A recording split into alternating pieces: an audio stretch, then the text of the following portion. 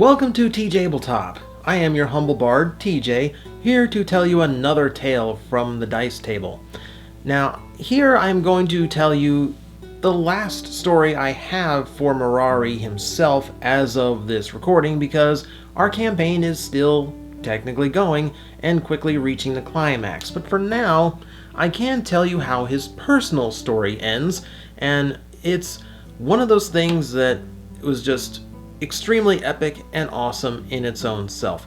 So, I need to kind of go over a few things here before we get to this. So, as I explained before in a previous video, the way I write a backstory when I create a D&D character, and I would suggest this to a lot of D&D players, especially if you're brand new and you're looking for just something to you're looking for some way of making sure the DM has something to work with. You want to make sure that your backstory has gaps. You want to make sure there is something for the DM to fill in and come up with himself, so you can kind of like move in and just let him take over. Establish what your character is, why they're adventuring, and then leave something to figure out, because that makes it a little bit fun for yourself, because you have a way of learning about your own character, and it lets the DM work them into the world much easier. For me, the way I detailed Mirari's backstory was he didn't know the identity of the woman who abducted him from his hometown. All he knew was that she had violet eyes. He didn't know the city that he was taken to, or why he was framed for any kind of crime. He was left with a wristband with an emblem on it, and that was one of the few clues as to the identity of whoever it was who was basically making his life hell. And he didn't know how to get home because he'd been taken so far from it while he was out of it and unconscious. So I wanted to leave him lost and just completely hopeless in any way to come back. When we start him in the campaign, it's been 5 years since that happened. So he's gone a little nuts, and basically I was giving the DM carte blanche to do just about anything he wanted with my character's backstory, as I kind of, kicked the bar that is my marker was off. So, yeah, no structure. So, I gave the DM plenty to work with to basically do whatever, so that when we actually got back to my character's hometown, I get to be surprised, and I get to handle a situation the same way my character himself would, because if he didn't know what was going on, I didn't want to know what was going on. I wanted us to discover it all together. When we got back to my original hometown, we finally find it. The DM details that as we land, as we fly in with my little cloud turning into a spell,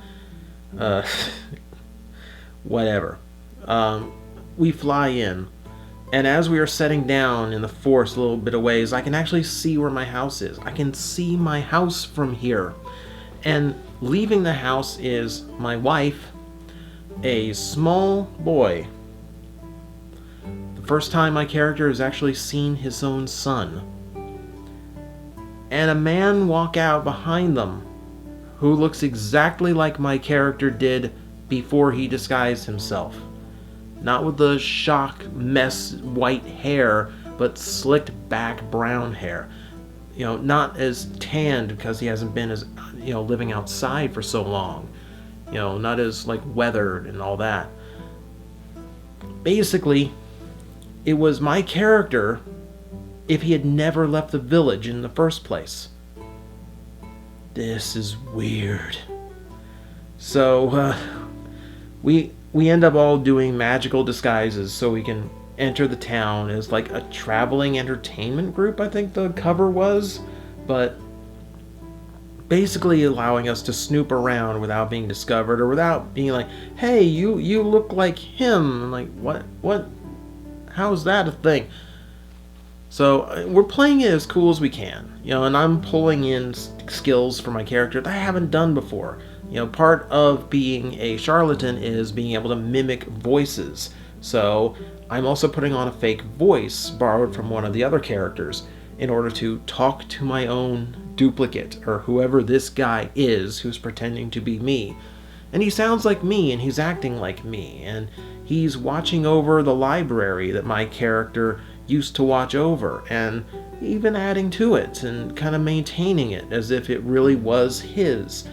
And everything seems strangely on the up and up. And I just kind of I get it into my head. It's like, okay, I'm casting locate creature on my wife. Okay, that just to identify, okay, that really is her. Okay, so nothing happened to her. That's where my character's priorities go. And then as we're snooping around, we're trying to look for clues as to exactly what's going on around here. I end up we find there was someone who was following after us and keeping an eye on us, and I eventually give chase to them. And we managed to corner one, and it's someone from the village that my character recognized. Always a curmudgeon and always a jerk, but not spying on people kind of jerk. So I do the same trick. Okay, locate creature. Where is I'm locating my Henry, the one I remember. He's nowhere. You don't get a blip. Okay? The one in front of me is a fake. And before he can say something, a disintegration ray comes in, melts him into goo. And now we've got... Okay, so there's a mastermind keeping secrets in this village too. Okay, great. So, what we know is that my character was wrapped up with a chaos cult at some point. Those are the ones who abducted him.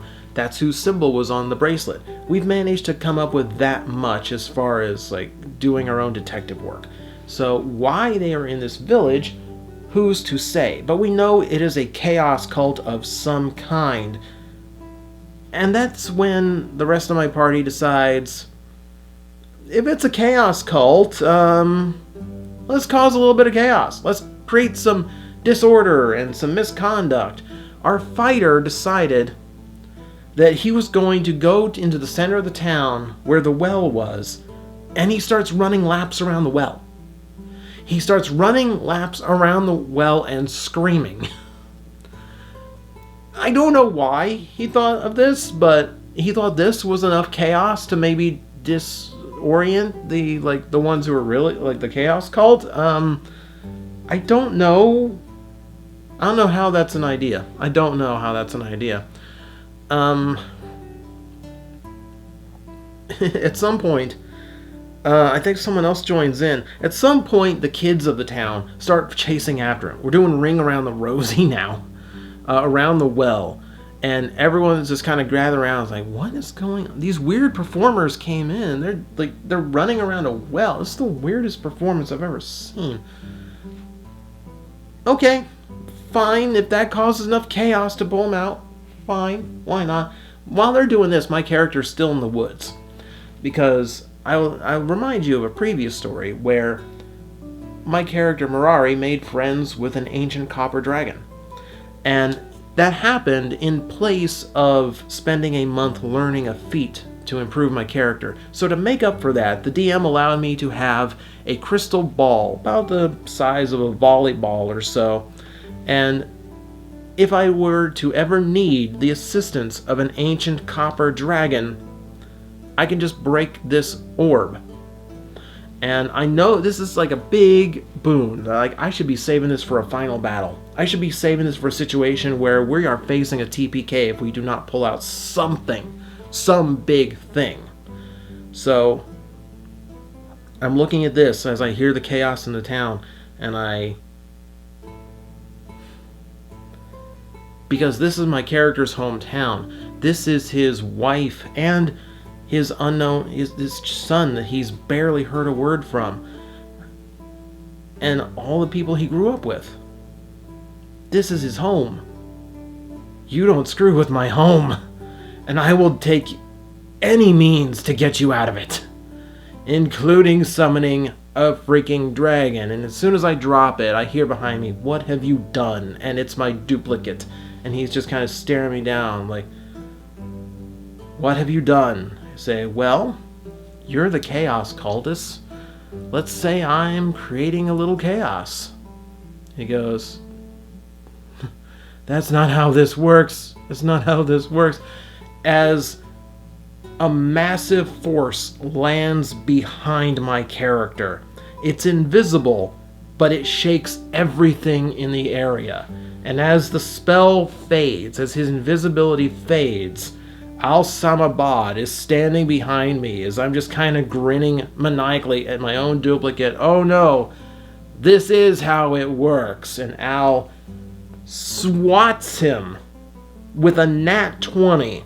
My duplicate is reduced to chunky salsa and then batted away into the woods, where he turns into the corpse of a doppelganger.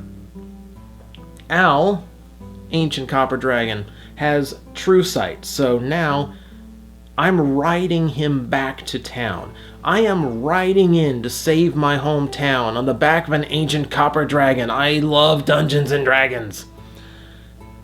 He's going around sniffing out all the stray doppelgangers. We have, somehow, this run around the well and scream actually did manage to draw out a bunch of them, as well as the ringleader, a sorceress with violet eyes. And those violet eyes are the only thing that I knew of my original, the one who abducted me. It's the only feature I could remember.